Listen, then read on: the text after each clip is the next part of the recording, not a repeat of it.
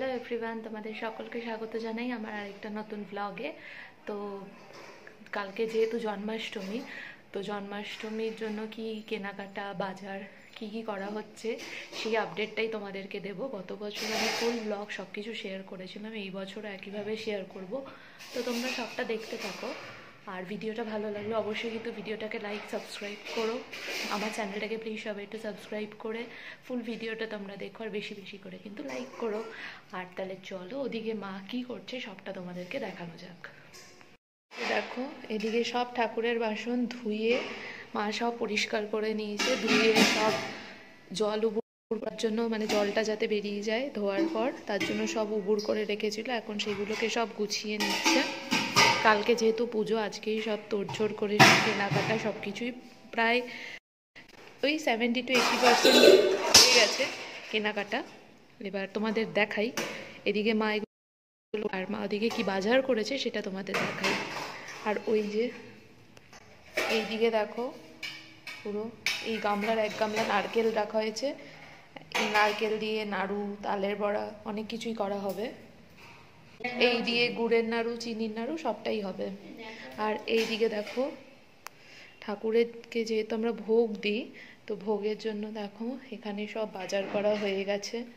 ফল, তারপর সবজি সবটা হয়নি এখনো, প্রচুর সবজি বাকি আছে, সেগুলো আনা হবে। আর কিছু কিছু ফল যেরকম আনারস, এগুলো কেনা হয়নি, এগুলো আজকে কিনে আনা হবে।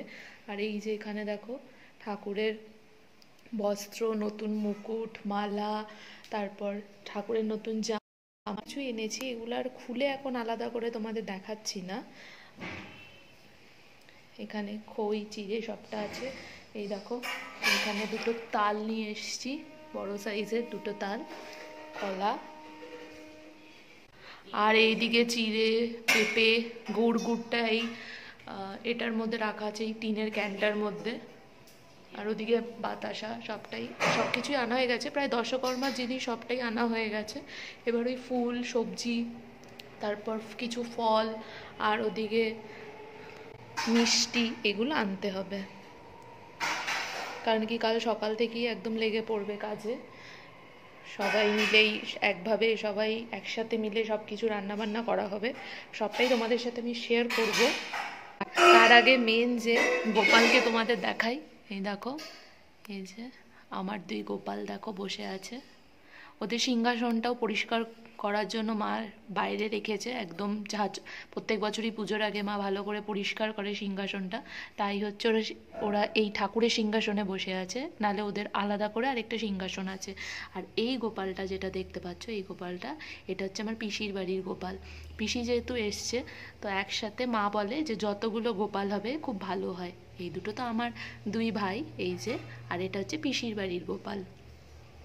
গোপালটা কেমন লাগছে আমার তিনটেই ছোট্ট ছোট্ট গোপাল, জানিও তোমরা কমেন্টে কি মিষ্টি লাগছে বলো।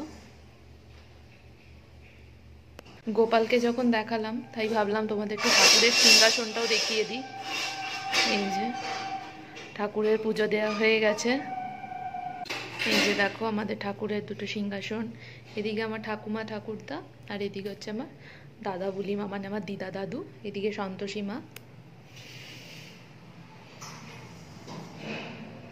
মাকে বললাম একটু দেখানোর জন্য গোপালের এই জিনিসগুলো, যেহেতু আমি ভিডিও শ্যুট করছি, তো মা একটু দেখাচ্ছে তোমাদের কি কি আছে। মা দেখাও।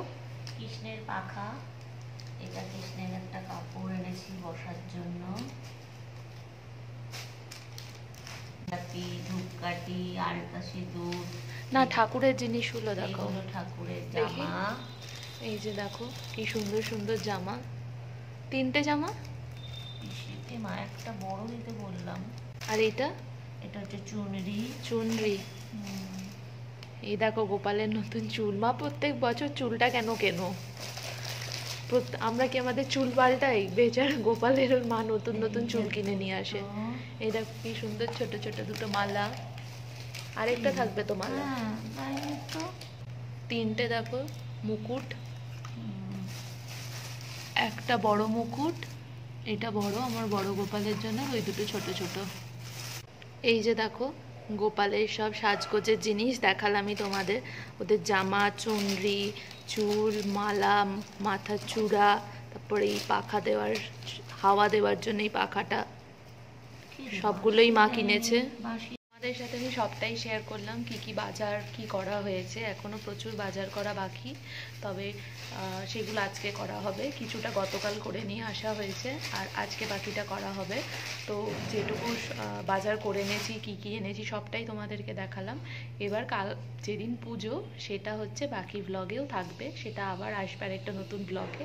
তো এই ব্লগটা কেমন লাগলো তোমাদের অবশ্যই জানিও। ভিডিওটা ভালো লাগলে, তো এই ব্লগটা কেমন লাগলো, এটা কাইন্ড অফ ছোট একটা মিনি ব্লগই বলতে পারো। ব্লগটা কেমন লাগলো অবশ্যই জানিও। ভিডিওটা ভালো লাগলে ভিডিওটাকে বেশি বেশি করে লাইক করো, শেয়ার করো। প্লিজ সবাই আমার চ্যানেলটা সাবস্ক্রাইব করে দিও, পাশে থাকা বেল আইকনটা অন করে দিও, যাতে তোমরা আরও এরকম জন্মাষ্টমী সব ব্লগ দেখতে পাও। আর তোমাদের এই ব্লগটা কেমন লাগছে, এরকম ব্লগ তোমরা আরও দেখতে চাও কিনা সেটা অবশ্যই কমেন্টে জানিও। তাহলে টাটা, আবার আরেকটা নতুন ব্লগ নিয়ে তোমাদের সাথে হাজির হব।